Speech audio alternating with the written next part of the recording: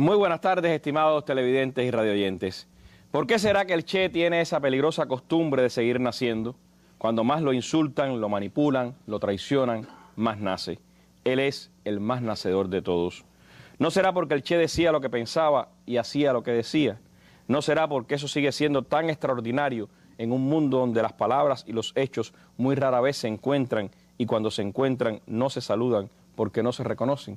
Así escribió Eduardo Galeano sobre Ernesto Che Guevara, el hombre al que este 14 de junio en Cuba y en el mundo se le han rendido los más diversos homenajes. La mesa redonda en este 89 aniversario del natalicio del Che quiere reflexionar, hablar, ahondar en el pensamiento de este extraordinario hombre de nuestra patria y del mundo. Tengo el placer de que me estén acompañando en esta mesa redonda del Che y sus aportes al socialismo en Cuba, el doctor Ricardo Alarcón de Quesada, político, intelectual cubano, ex canciller de nuestro país y expresidente de la Asamblea Nacional del Poder Popular, la doctora Delia Luisa López García, presidenta de la Cátedra Honorífica Ernesto Che Guevara de la Universidad de La Habana, y el doctor Fran Josué Solar Cabrales, profesor auxiliar de la Facultad de Ciencias Sociales en la Universidad de Oriente. Con ellos estaremos intercambiando sobre Ernesto Che Guevara, su pensamiento, el socialismo, un tema que sin duda estará en el interés de todos ustedes. Así que los invito a que nos acompañen en esta mesa redonda de hoy.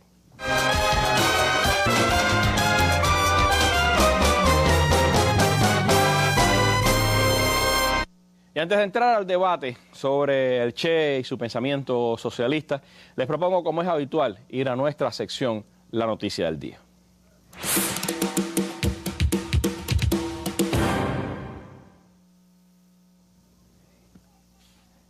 El Consejo de Estado, conforme a lo establecido en la Constitución de la República y en la Ley número 72 de 29 de octubre de 1992, Ley Electoral, acordó convocar a los electores de la República a elecciones generales para elegir respectivamente a los delegados a las asambleas municipales y a los delegados a las asambleas provinciales y diputados a la Asamblea Nacional del Poder Popular.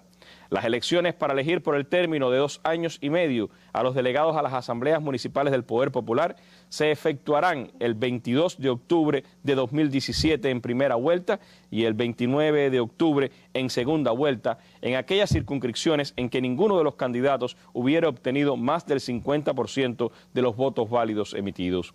La fecha en que tendrán lugar las elecciones para elegir por el término de 5 años a los delegados a las asambleas provinciales y a los diputados a la Asamblea Nacional del Poder Popular será dispuesta en el momento que corresponda. Convoca el Consejo de Estado a elecciones generales en nuestro país con la primera fase el 22 de octubre de 2017, cuando se elegirán en primera vuelta los delegados de circunscripciones delegados a las asambleas municipales del Poder Popular. Nuestra noticia del día este 14 de junio de 2017. Después de tanto tiempo y tanta tempestad, seguimos para siempre este camino. Desde el 59, él no solo procede a la lucha para que todos los revolucionarios sepan leer y escribir, para que todo el pueblo entero sepa leer y escribir, para que la gente se vista toda, para que todo el mundo vaya a la escuela o tenga los padres para sus hijos un médico, sino que todo eso son modernizaciones de la vida y todo era justicia necesaria. Tenemos que ver que también la necesidad y la capacidad del Che hoy es una forma de vuelta del Che hoy. Cuando el Che volvió físicamente en el 97, estaba regresando en medio del triunfalismo del capitalismo mundial. Por eso él escribe en El socialismo y el hombre en Cuba, que en mi opinión es uno de los textos más importantes de pensamiento que se han escrito en América y que fue la primera vez quizás que el comunismo en español se dirigió al mundo entero para explicarle algo que le podría convenir al mundo entero. Él dice, tenemos que convertir a la sociedad en una gigantesca escuela.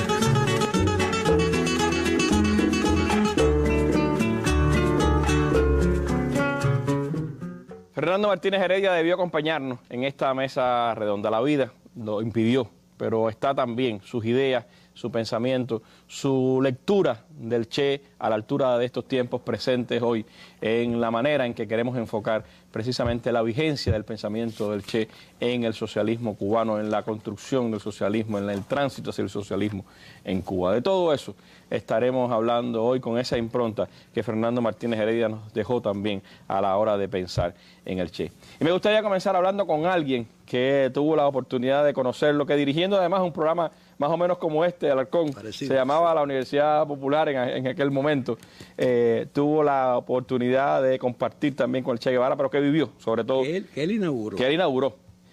Pero sobre todo tuvo la posibilidad de vivir como dirigente universitario y como dirigente del movimiento 26 de julio, toda esa etapa inicial de la revolución. ¿Qué impronta dejó dejó el Che, disculpe, en esa primera generación de la revolución?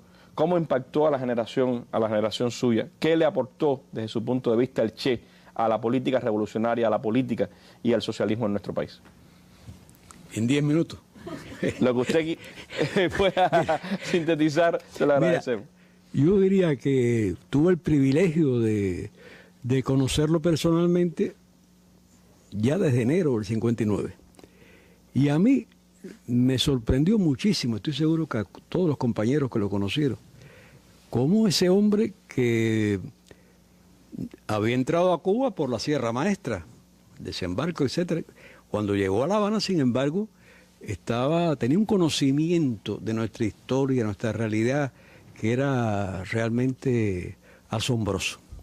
Era un hombre además que vivió en Cuba una etapa relativamente breve, pero sumamente intensa, como gobernante, como administrador, y también hay que decir, insuficientemente todavía estudiado, como pensador, como teórico, como teorizador de la experiencia revolucionaria, de la experiencia guerrillera por una parte, y también filosofando sobre la realidad de... Eso uno lo captaba no solamente por los escritos y los discursos que él hizo en aquella época, sino también en el trato, en las reuniones, etcétera. Yo diría que era como estar cerca de un profeta, pero no de un profeta que sencillamente estaba como un heraldo anunciando lo que va a pasar, sino actuando sobre la realidad para transformarla y para que se evitaran los peligros que él profetizaba o se alcanzaran las metas que él también profetizaba. Voy a mencionar 3. La primera, antes que nadie, Ernesto Guevara previó lo que iba a ocurrir en el campo socialista. Antes que nadie. Y con un valor intelectual, con una integridad, sin faltarle el respeto a los compañeros que estaban tan equivocados en aquella época, y la historia lo probó. Sin embargo, él descubrió y puso al desnudo las contradicciones, las deficiencias, los errores del modelo soviético.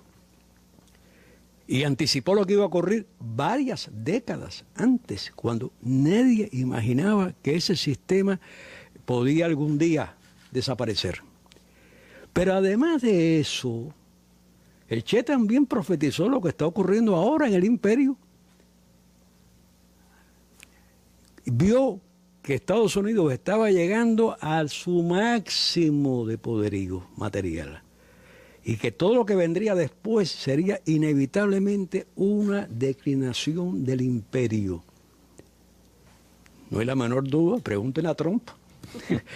¿De qué habla Trump? De restaurar el pasado, porque Estados Unidos ha perdido su posición en el mundo. Además, analizó profundamente y anticipó los cambios que después habrían de suceder en América Latina. Sobre eso, algunos comentaristas superficiales tratan de reducirlo a él como el guerrillero, el hombre de la lucha armada, de la guerrilla frente a las llamadas vías pacíficas. No, también el Che fue el hombre que advirtió que había que estudiar profundamente las posibilidades de avance pacífico en América Latina. Lo que él no era un teorizador de café con leche, de una mesita de café, no. Él era un luchador, un combatiente. Él previó que se estaba llegando al final del dominio en lo fundamental de Estados Unidos sobre América Latina y que había que luchar para anticipar esos resultados. A pesar de las últimas cosas, la situación no es tan sencilla, la historia no se mueve linealmente, pero no hay la menor duda que el Che está en Bolivia, en el gobierno boliviano. El compañero Evo lo ha dicho muchas veces. Hoy transmitía también otra vez su homenaje al Che, ¿no? Y su permanente presencia en el proceso boliviano. Y con él, en ese proceso boliviano, han estado y están compañeras y compañeros que estuvieron con el Che en la guerrilla. El compañero Correa. Yo no sé si había nacido cuando en aquellos tiempos, creo que no, nació un poquitico más tarde. Rafael Correa no terminó un discurso sin evocar al Che y despedirse con el lema de hasta la victoria siempre. No hay la menor duda de que se trata de un personaje absolutamente extraordinario, el Che, muy conocido por su heroico final en Bolivia, por su carácter personal, por su sacrificio, por su entrega. No todo el mundo deja un despacho ministerial para irse a pasar hambre y frío en una guerrilla, y él lo hizo más de una vez. Pero fue no solo un gran pensador, fue un gran practicante y un excelente compañero. Es que sabía mover a la gente junto a él, con él. Ese es uno de los aspectos que me lleva a preguntarle también a Alarcón, porque casi siempre, como usted decía, se habla del Che gobernante, administrador, del Che pensador. Pocas veces se habla del Che dirigente político, del Che que tuvo cargos en el partido de la Revolución Cubana, el Partido Socialista Unido, que también movilizó el pensamiento, que movilizó a las masas en medio de las circunstancias en que se construía la Revolución Cubana. Fue uno de los principales dirigentes de la organización revolucionaria cuando se integran las tres organizaciones fundamentales, y aportó muchísimo, pienso yo, y sobre todo además en esa visión de la vanguardia revolucionaria y del movimiento revolucionario antidogmática, antiburocrática, creadora, que es lo que anima todo el pensamiento y toda la conducta del Che. Eso no en palabras, sino con el ejemplo. Desde el trabajo voluntario hasta ser el primero en todas las cosas. Ernesto Guevara realmente fue un ejemplo para aquella generación y para todas las generaciones que vienen después, porque los cretinos que lo asesinaron pensaban que estaban acabando con una enorme fuerza revolucionaria. En realidad lo que hicieron fue consagrarlo en plena juventud.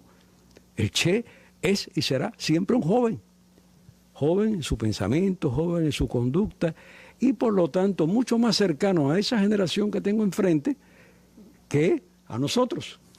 Nosotros envejecimos, el Che no. El Che sigue siendo realmente un personaje absolutamente extraordinario. Se comenzó este programa con unas imágenes en que aparece el queridísimo compañero Fernando Martínez Heredia. Yo quiero traerlo otra vez para que esté aquí en la mesa. De hecho lo traía. Voy a leer una frase de un texto que Fernando publicó, de los tantísimos que hizo sobre el Che. Él dice así: el pensamiento del Che está como suspendido en una región brumosa, separado del fervor que siguen despertando su actuación, su trayectoria y su ejemplo.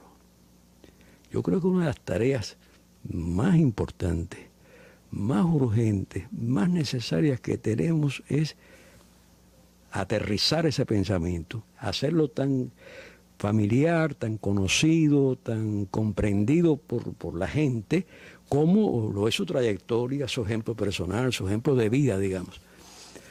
Fernando también dijo en el mismo texto, y lo voy a volver a citar, la posteridad de los grandes no depende de ellos, sino de aquellos que en nuevas situaciones y con nuevas actuaciones e ideas reivindican y utilizan su legado.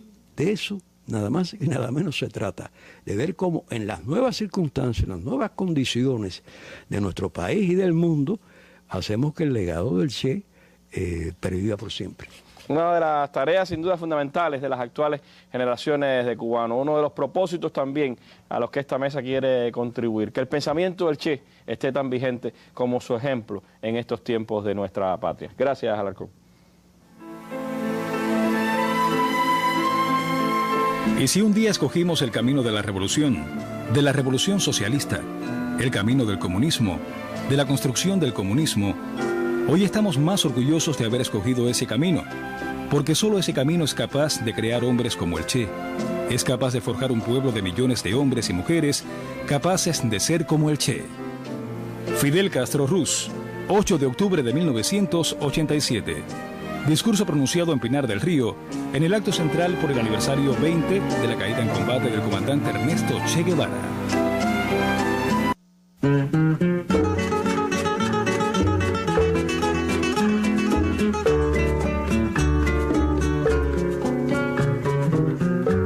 Aprendimos a quererte desde la histórica altura donde el sol de tu bravura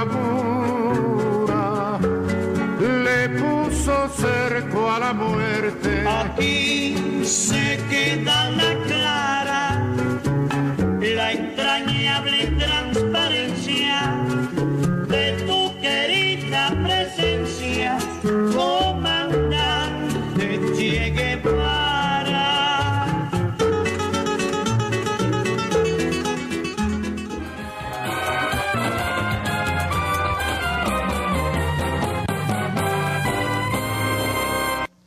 Y Aleida Guevara, Aliucha, como le decimos, tenía solo 7 años cuando murió su padre. Era apenas una niña cuando escuchó de su madre aquellas letras en las que el Che se despedía de sus hijos con un triste: si alguna vez tienen que leer esta carta será porque yo no esté entre ustedes. Pero ella ha sido consecuente, apenas conoció a su padre, pero ha sido consecuente de conllevar la historia, reconstruir el Ernesto Che Guevara, padre, ser humano, que todos también queremos conocer. Hoy fue presentado en la Casa de las Américas un importante texto, 2 importantes textos sobre el Che que nos ayudan a reconstruir con facsímiles la trayectoria de este extraordinario hombre. Allí estuvo nuestra compañera Arlene Rodríguez de Ribet y habló con Aleidita precisamente de la importancia de estos textos y del hecho de que el Che, que no solo fue argentino y universal, fue ante todo cubano y fue ciudadano natural de este país.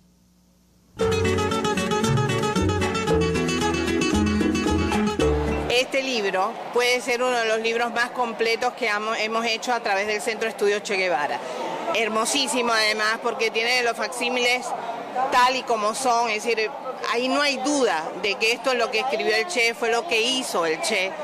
Y quizás es un regalo no solamente para las nuevas generaciones, sino para la futura, porque hasta ahí tenemos hasta, por ejemplo, un facsímil donde él muestra cómo preparaba un discurso, cómo se preparaba un discurso, cosa interesantísima. Un poema para mí inédito que le escribió a mi hermana mayor, cosas así que de pronto me encuentro que ni yo sabía que existían y de verdad me da mucho placer tenerlo y poderlo compartir con todo el mundo.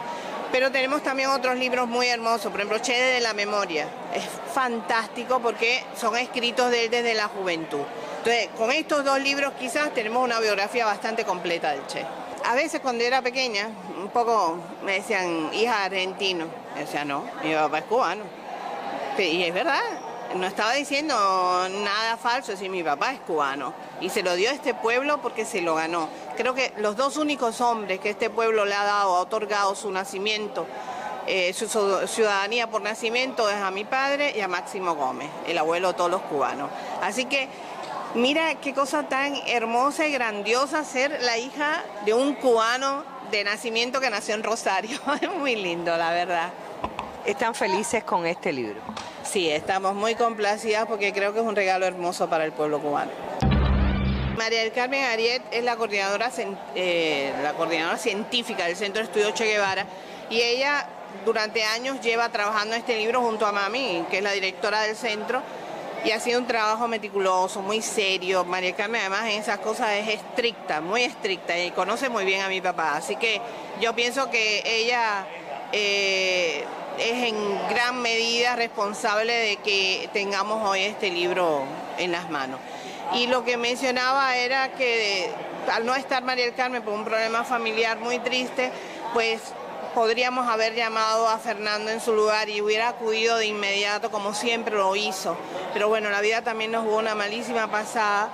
En estos pocos días murió también y de verdad lo extrañamos mucho en un momento como este.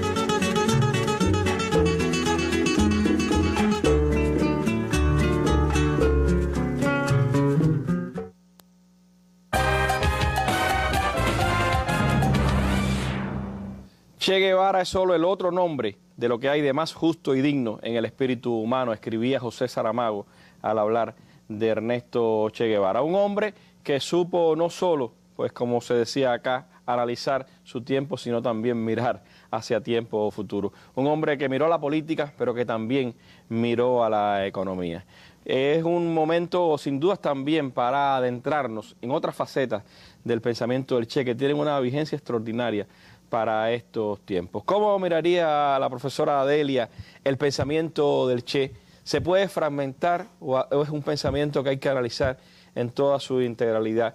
¿Cómo ver ese pensamiento económico del Che, a veces maltratado, a veces poco difundido, a veces no entendido?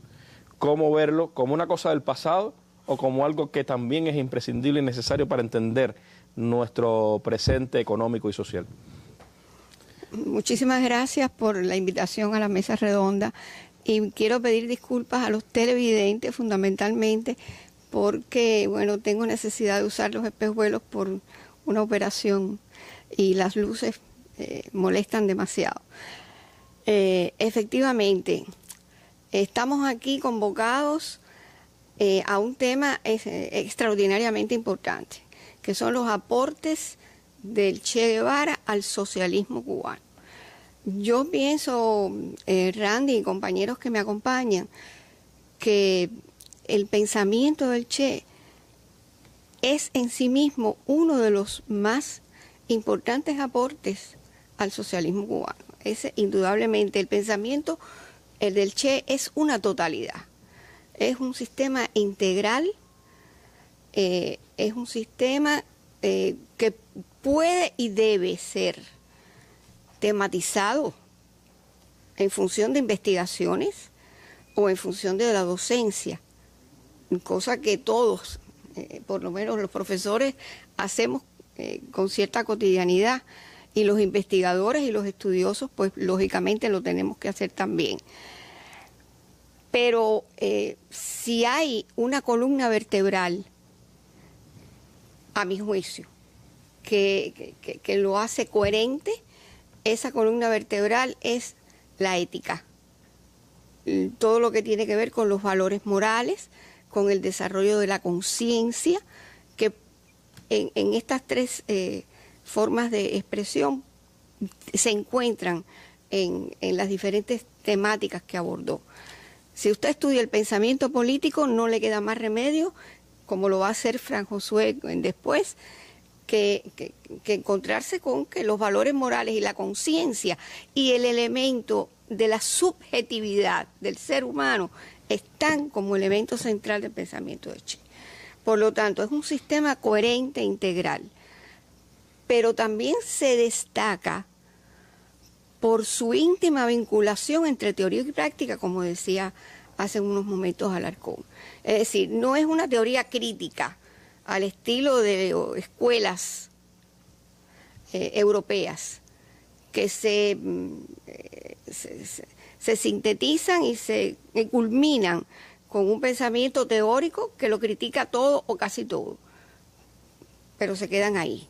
El pensamiento del Che es un pensamiento que ejerce la crítica la crítica fundamentada teóricamente, fuertemente fundamentada en el pensamiento originario de Marx y de Lenin, básicamente, pero que también se aplica a la práctica, es decir, no se queda en los elementos de la teoría, sino que es, y se nutre de la práctica, es decir, es una dialéctica que puede partir, y de hecho el económico parte de la práctica, se nutre, se enriquece con la teoría y se verifica para corregirse o para mantenerse en la práctica también.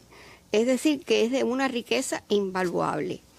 Desde el punto de vista del pensamiento económico, que bueno, creo que es el menos trabajado, el menos conocido, el más vilipendiado también, el más malinterpretado, y al que, como tú decías hace unos momentos, tenemos que conocer y tenemos que estudiar con profundidad, porque no es un pensamiento, como muchos he oído, he escuchado, no es un pensamiento de la etapa de la historia antigua, del Imperio Romano, qué sé yo, pero tampoco es un pensamiento del futuro en lontananza, es decir, del siglo, qué sé yo, dentro de 2 siglos, porque las condiciones objetivas no permiten aplicarlo. Estoy totalmente en contra de semejante perspectiva y de semejante interpretación. En el pensamiento económico del Che es fruto de la Revolución Cubana. Como decía Leidita, es cubano, es fruto de la Revolución Cubana. Ese es un pensamiento económico que, como también decía Alarcón hace un momento, se opone drásticamente a lo que está sucediendo desde el punto de vista de la dirección económica en el campo socialista. Y se opone drásticamente porque lo ha vivido, lo conoce, ha estado allí, ha enviado exploradores, como decía anteriormente, a ver qué pasa, y ha estudiado en los textos originarios y ha interpretado la realidad cubana, la realidad del mundo de la periferia del sistema mundial, la realidad del capitalismo subdesarrollado. Y por lo tanto es un pensamiento que se plantea, bueno, el desarrollo de la economía cubana en una ecuación muy sencilla, de la economía socialista cubana, socialista comunista, como va a decir después Fran Josué. Es decir, jamás vio el socialismo, entre paréntesis, como un fin en sí mismo. El socialismo es un tránsito hacia la sociedad nueva, a la sociedad comunista. Por lo tanto, la ecuación con la que siempre trató de explicar a los niveles de la sociedad cubana, de los obreros, el sistema presupuestario de financiamiento, que fue el nombre que recibió, planteaba producción más conciencia.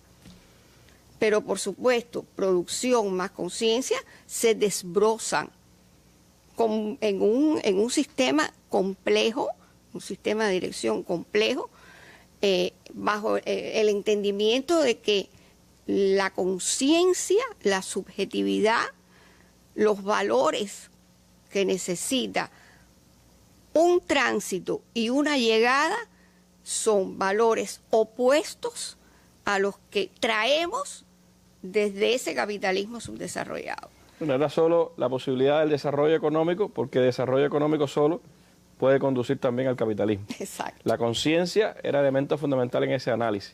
Pero usted decía, viene de la práctica, viene del Che, que fue presidente del banco, que fue ministro de Industria. Jefe del Departamento de Industrialización. Pero viene del Che también, que polemizó con Carlos Rafael Rodríguez, que tuvo esa capacidad también de estar a la altura de uno de los intelectuales también más lúcidos de la Revolución Cubana y debatir con él desde posiciones revolucionarias puntos de vista opuestos sobre los temas económicos. yo creo que eso también engrandece, más allá de quienes quieran tratar de desbaratar o de desconceptualizar el pensamiento económico del Che. Y hay a veces también reducciones, porque casi siempre nos quedamos con aquello, profesora Delia, de que el Che con mucha certeza decía no acudir a las armas mediadas del capitalismo. Pero también él era capaz de entender qué cosa era lo que del capitalismo podíamos asumir también en esta etapa de tránsito, ¿no? Por ejemplo, ¿cuál usted? La ciencia y la técnica. Él lo decía muy claramente, lo dijo, lo escribió. Él decía, esa producción, ese desarrollo de la industria cubana, que fue la responsabilidad que asumió desde 1961 hasta que salió de Cuba hacia otras tierras del mundo, ese desarrollo de la producción tenía necesariamente que tener una base tecnológica moderna, contemporánea, de acuerdo a lo que estaba pasando en el mundo. No podía ser de otra manera. Entonces él decía, hay que encontrarla, hay que buscarla y hay que traerla donde esté. Y tenemos que hacer nuestra propia revolución científico-técnica. Ahora bien, no me hablen de revolución científico-técnica sin una nueva conciencia, sin una nueva actitud ante el trabajo, que para él era importantísimo, parte del conjunto de valores morales de esa nueva conciencia. Entonces el Che estaba muy claro, como estaba muy claro también que ese sistema de presupuestario de financiamiento tenía que utilizar, por ejemplo, las técnicas contables que dejaron los monopolios estadounidenses en Cuba, que eran las más avanzadas. Las técnicas de dirección. Y las técnicas de dirección, que además las amplió exigiendo un amplio ejercicio de la participación desde las bases hasta los elementos más altos del Ministerio de Industria. Es decir, la participación es otro de los elementos, ajenos, por supuesto, al desarrollo del capitalismo y de las armas mediadas del capitalismo. El capitalismo no pasa por la participación, no le interesa la participación, no la requiere y por lo tanto no la reclama ni la utiliza. Son muchos los elementos del sistema de presupuestario de financiamiento, pero en los 10 minutos que tenemos nos resulta, yo diría que es una tarea imposible de desarrollar. Solo me interesaría, a ver, sí, no, diga usted. Solo me interesaría destacar un elemento o dos elementos imposibles de dejar de lado, que tienen que ver con producción más conciencia, que es el elemento de los cuadros de dirección que eran para el Che la columna vertebral de la revolución. No solo el cuadro económico, y el cuadro político también. Y a eso le dedicó un ensayo extraordinario, con la meta muy alta. Pero dentro de esas condiciones del cuadro hay una que nosotros tenemos que rescatar, y lo digo con toda sinceridad y con todo respeto, que es la ejemplaridad. La ejemplaridad de los cuadros de dirección de los dirigentes a todos los niveles, desde la base, los que mueven las fábricas y las empresas cubanas. ¿Y por qué la ejemplaridad era tan importante para el Che? Porque él lo veía como el elemento que vinculaba o que vincula, vamos a hablar en presente, que vincula el proyecto socialista de la Revolución Cubana con las masas, en sus colectividades, en sus barrios, hasta en la familia. Si yo soy un dirigente de la Revolución Cubana y no soy ejemplo, quiere decir, puedo admitir los faltantes y puedo admitir informes de contabilidad erróneos, no controlo bien el trabajo a niveles de base, y así sucesivamente, la ejemplaridad. Entonces, ¿cómo voy a hacer un prospecto del socialismo cubano? Nunca voy a hacer un prospecto. Y incluso él planteaba que la falta de ejemplaridad, lo decía con otros términos, era la apertura a la contrarrevolución. Es decir, un dirigente, un cuadro, un funcionario con falto de ejemplaridad podría llegar a ser un contrarrevolucionario, y de hecho así ha sido la vida. Entonces yo destaco eso, quiero destacar eso, porque creo que hay que traer eso a la actualidad cubana. No por gusto Galiano decía que el Che decía lo que pensaba y hacía lo que decía, porque esa era también la fortaleza moral con la que dirigía sus procesos, con la que exigía a sus subordinados, con la que convocaba al pueblo a aquellos trabajos voluntarios en los que no era el convocante, sino era un gran participante de esos trabajos voluntarios, o a esa posibilidad de, en medio de una crisis como la que planteó la salida de los principales técnicos de las empresas niquelíferas en Holguín, en aquel entonces en el oriente cubano, bueno, poder rescatar, estando allí en la primera trinchera con los obreros, con los trabajadores, con los técnicos que hicieron esa hazaña. No hay posibilidad de entender el momento de hoy, usted piensa, profesora, si no entendemos que para el tránsito al socialismo que vive Cuba es necesario volver a leer al Che Guevara. Yo diría que leer, porque hay muchas personas, incluso de nuestra generación y de las generaciones posteriores a nosotros, que nunca han leído esto que se llama El socialismo y el hombre en Cuba, que decían Fernando Martínez que era el texto más importante que se había, el manifiesto comunista del socialismo latinoamericano. O algo incluso un poquito más complicado, como apuntes críticos a la economía política. Y los apuntes críticos, que es la disección de lo que se decía que era el modelo para el tránsito socialista, y que no es más que la historia del tránsito socialista en la Unión Soviética, que se teorizó y se enseñó como un modelo. Y él se dio cuenta de eso. Él dijo, este no es nuestro modelo. Rusia no es un país subdesarrollado. Rusia es un país atrasado. Pero Rusia no es un imperio.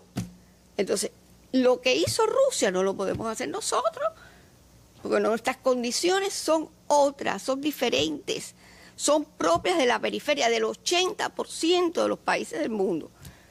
Entonces, ese modelo de dirección económica es un modelo que tenemos que estudiar en las universidades cubanas y en los preuniversitarios y en las empresas, pero no leerlo, estudiarlo. Ese es uno de los grandes retos que tenemos por delante, y ahora que estamos a la luz del centenario de la Revolución Socialista de Octubre también, por supuesto, retomar ese pensamiento del Che y el porqué del fracaso de aquel extraordinario proyecto humanista, bueno, pues es importante también a la luz de estos tiempos. Gracias, profesor. Me dio mucha satisfacción el ver que el compañero Arnett es de la misma calaña mía, de aquellos que les duele soltar un centavo, pero terriblemente.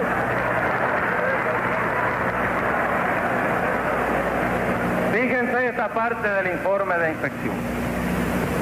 Dice, hizo la albañilería y la instalación de 2 baños y un cuarto de ducha. Pintó él solo la unidad y para evitar gastos que consideró innecesarios, se negó a alquilar andamios y los mismos los hizo utilizando como base 2 bobinas de papel a las cuales le colocó encima 2 tablones. Sobre esto encaramó una mesa y en ella una escalera. Subiendo a esta con una brocha amarrada a un palo, con lo cual logró llegar a la parte más alta de la pared.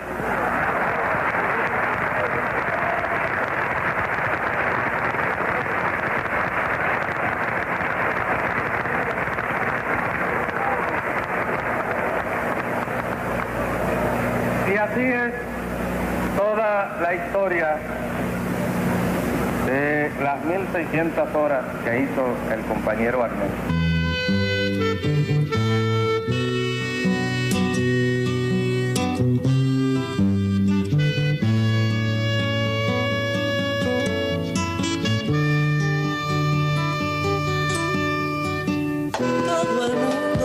se lo va a enterrar su dolor.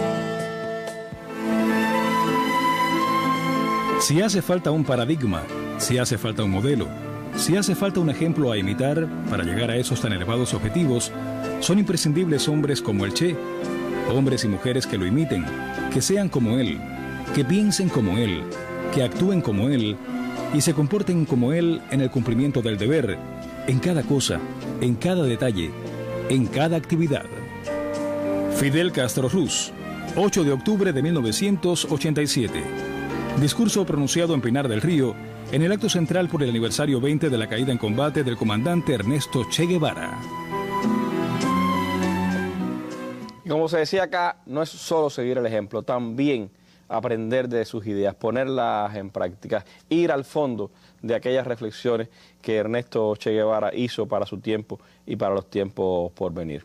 El siguiente material de nuestro periodista Oscar Figueredo nos acerca a una joven, Giselle Armas, profesora de Flaxo, quien en la actualidad desarrolla una investigación de maestría sobre el socialismo y el hombre en Cuba. Ese documento, esa reflexión del Che está ambientada hoy en nuestra mesa redonda. Giselle Armas es una apasionada del Che. Con apenas 25 años de edad emprendió una exhaustiva investigación de uno de los documentos más importantes que legara el guerrillero heroico a todos los cubanos, el socialismo y el hombre en Cuba. Como decía un gran filósofo, pensador de nuestros tiempos, Fernando Martínez Heredia, ese texto era el manifiesto político de Che. Era la síntesis de toda su obra y su práctica en un documento como este. Uno de los aspectos que resalta la joven investigadora es que el Che reconoce que la revolución no es únicamente una transformación de las estructuras sociales. Un documento donde podemos buscar no solo qué es el socialismo, sino buscar quiénes construyen ese socialismo. El Che entiende y trata de explicar cómo la emancipación colectiva es una vía para la emancipación individual. No se trata de que el individuo esté despojado de sus deseos individuales, de lo que se trata es de que el individuo se sienta representado en esos líderes, en esos dirigentes que tienen que tener una ética específica, que tienen que estar relacionados directamente con la masa, que tienen que representar al pueblo. Aunque el texto ha sido catalogado por algunos como utópico, gran relevancia tiene para los que como ella son protagonistas de estos tiempos de revolución. Los jóvenes y las jóvenes no ven el hombre nuevo como una utopía. Ellos se sienten como hombres y mujeres nuevos y eso es algo muy positivo.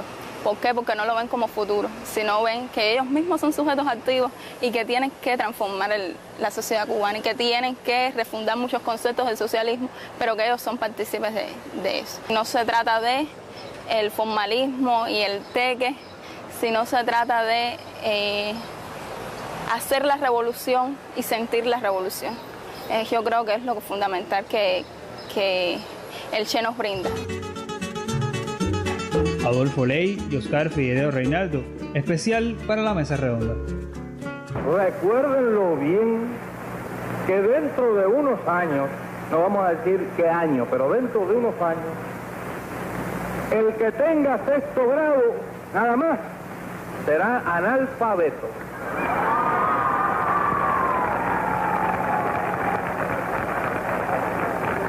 Será el analfabeto de 6º grado. Y los jóvenes, yo entre ellos, considero de los jóvenes, tenemos que estudiar y estudiar fuerte. Para nosotros no hay eso de que la vista me duele, que no me entra la lectura, que se me cansa, que no hay espejuelos, que tengo mucha guardia, que los niños no me dejan dormir, todas esas cosas que andan por ahí sueltas. Hay que estudiar de todas.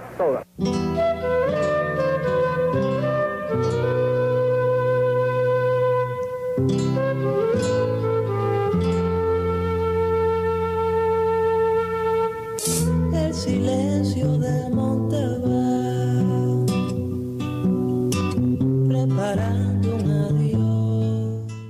Fue sin duda Che junto a Fidel un gran formador de juventudes.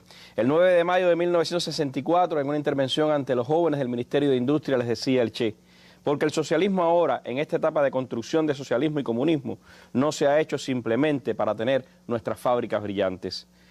Se está haciendo para que el hombre integral, el hombre debe transformarse conjuntamente con la producción, que avance, y no haríamos una tarea adecuada si solamente fuéramos a la vez productores de artículos de materia prima y no fuéramos a la vez productores de hombres.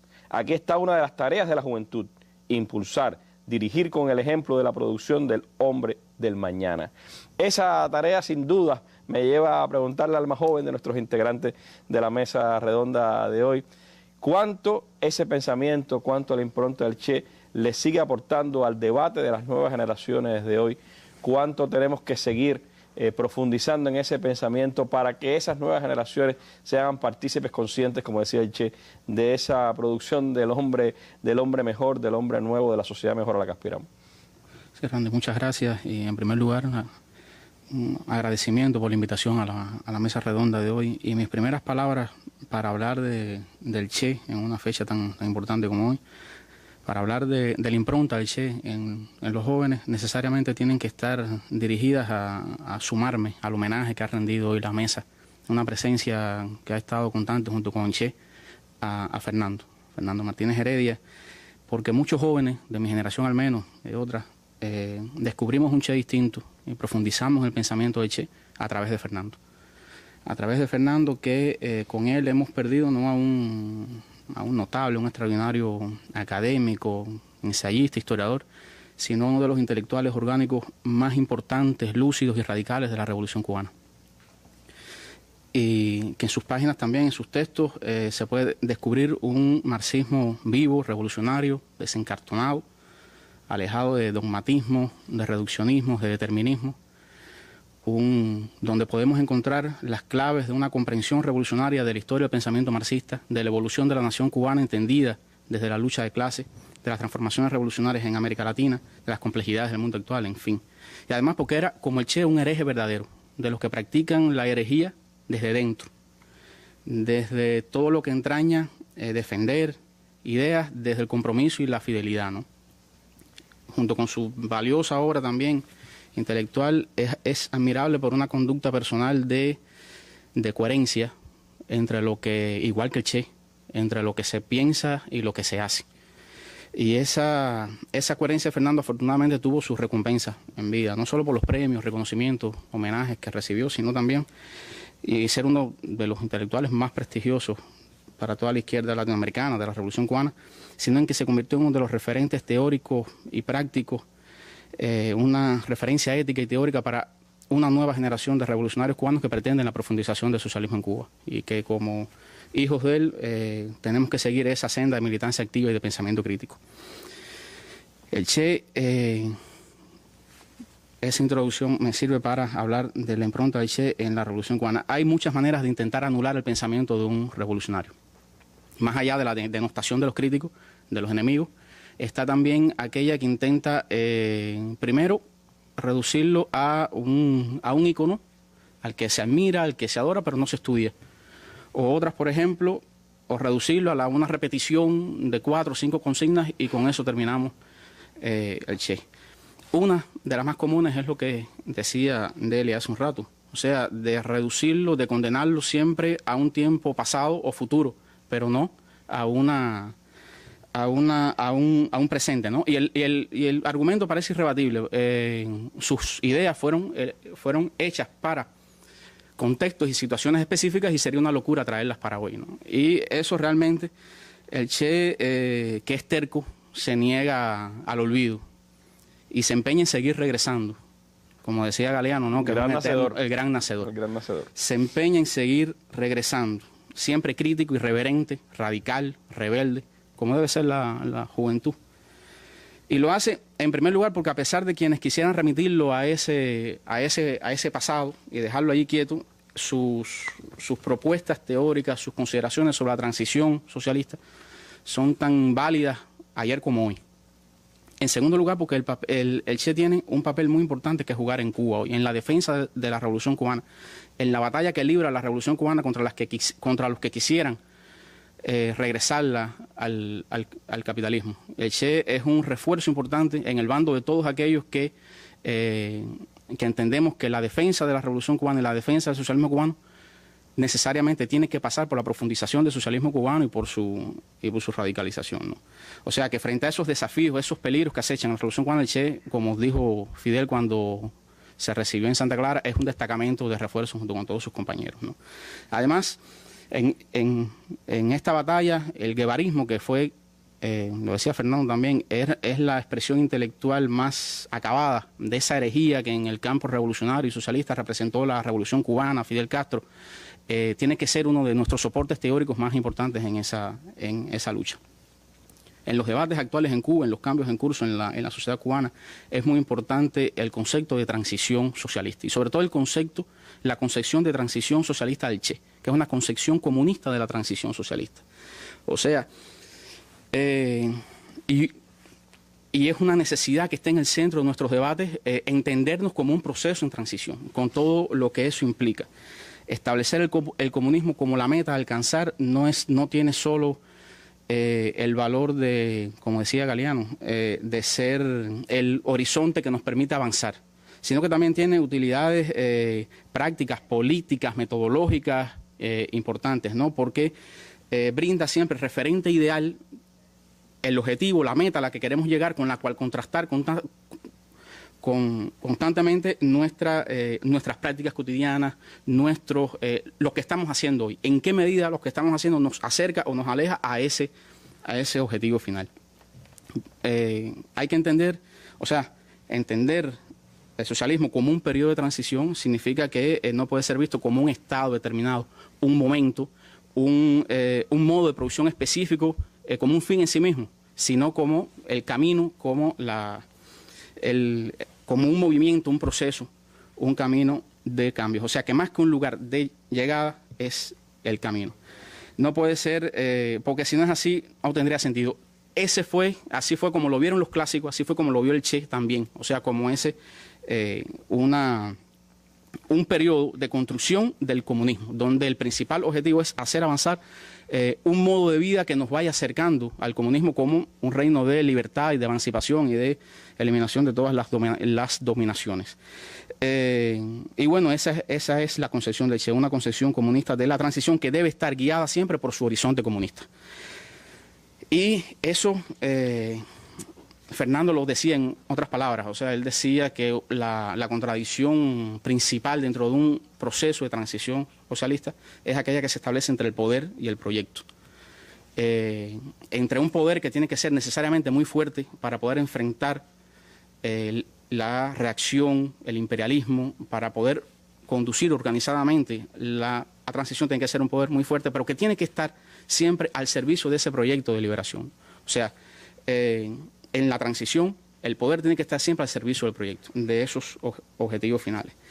Comprender el periodo de transición como una pugna como una contradicción, una amalgama contradictoria de elementos viejos y elementos nuevos, de la vieja sociedad que se resiste a morir y de la nueva que no acaba de nacer, no significa entender esas contradicciones y verlas como algo tolerable, sino identificarlas bien, conocerlas, pero para resolverlas en un sentido favorable al socialismo.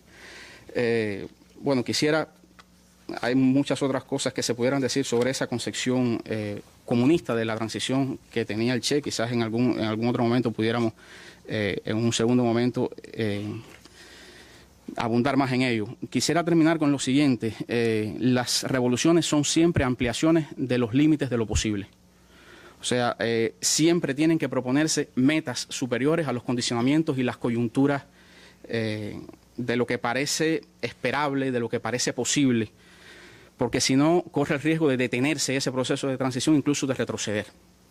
No puede nunca limitarse a lo que parece posible en ese momento. Y bueno, eso ya lo decía incluso también el compañero Raúl, que la lección permanente, la enseñanza permanente de Fidel es que sí se puede.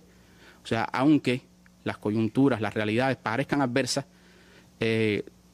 no, como decía Fernando también, no desconfiemos demasiado de nuestras propias fuerzas. O sea, siempre una planificación de la conciencia puede obligar a la realidad a que dé más de sí, y no podemos solo pensar que la transición solo puede ser a partir de lo que parece posible, de lo que pueden permitir las coyunturas.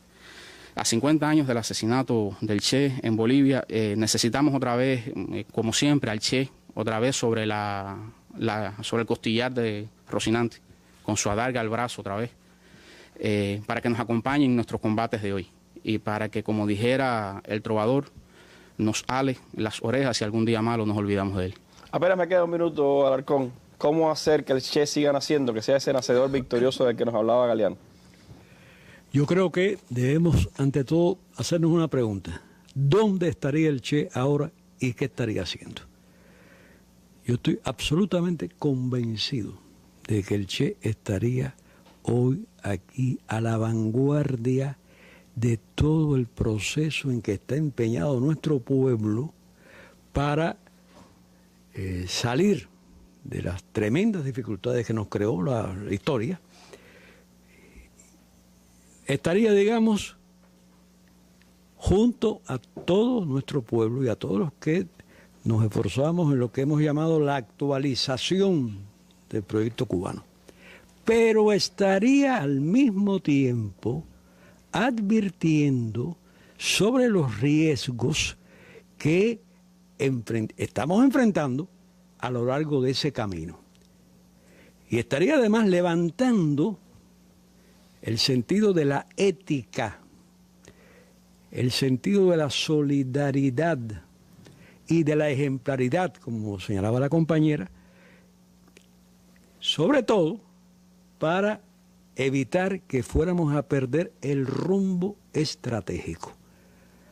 Es una situación compleja, pero estoy seguro que él lo haría y debemos pensar y estudiarlo, su vida, su ejemplo y su obra, sus textos, para descubrir cómo es que él, como diría Fernando, en estas circunstancias que son distintas a aquellas que él vivió, hacemos que su legado realmente se imponga.